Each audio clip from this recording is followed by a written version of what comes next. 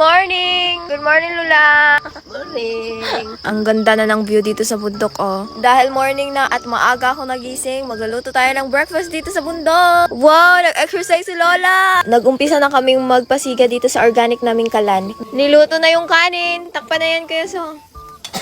Hihiwain ko muna tong talong. Among Ganda ng lamisa, ano. kawayan. Among bangko, kawayan. Among bongbong, kawayan. Wala kutsilyo, itak na lang, go!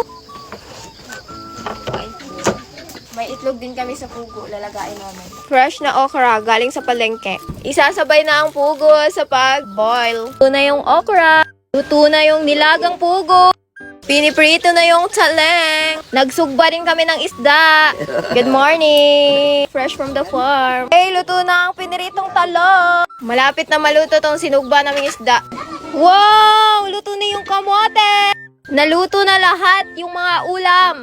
Diyan daw kami magbe-breakfast para kitang-kita yung magandang view. Pag gusto, may paraan. Minalas kasi kami, umulan, kaya nag-ano na lang kami ng trapal. Gagawin kasi naming boodle fight yung breakfast namin. Kaya nag-ready na kami dito ng dahon ng saging. Gagawin ng lahat para makapag-breakfast kami ng bongga. Busy na sila dito, oh. Para daw hindi maulanan, naglagay ng trapal. Pero yung trapal, butas-butas naman. Ano ba naman to? Nagjo-joke ata kayo eh. Tignan nyo, ang laki naman ng butas nito. Maulanan pa din tayo. Uncle Nick-Nick, may lahi ka tanong ko yung Uncle Nick-Nick. Tignan nyo naman kasi, oh, pagkaganda ng view, kaya panindigan talaga namin to. Hala, perfect na talaga, super. Yung trapal, butas-butas. Okay na ang lamesa. Andito na din yung dahon sa saging sa ibabaw. Ilagay na yung mga pagkain dyan. Inuna nang nilagay yung kanin. Isang kaldero yan. Meron pa palang isang kalderong kanin. Lagay na yan dito lahat. Pati yung tutong, hindi din pinalampas. Etong kamote na naman. Ayan, nagwalis pa si Kuya Suso. Pagkatapos malagay yung kamote sa lamesa, yung mga ulam na naman. Oh my God, humangin. Oh my God. Nilagay na lahat ni Ate Jusin yung mga kamote at kamoteng balanghoy.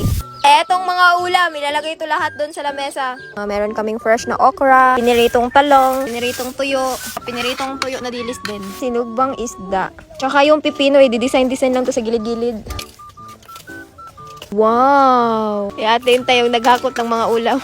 Tapos si Ikloy, sunod naman ang sunod. Nilagay na din yung itlog na pugo. Lahat ng andito, pang breakfast lahat to. Perfect sa pagkasunog ng isda. Etong pipino, sa gilid-gilid na lang to. Perfect na yung breakfast namin dito sa bundok. Kasama yung mga angkan. Tcharan! Mumukbangin na namin to lahat. Go! Wow! May kape pa!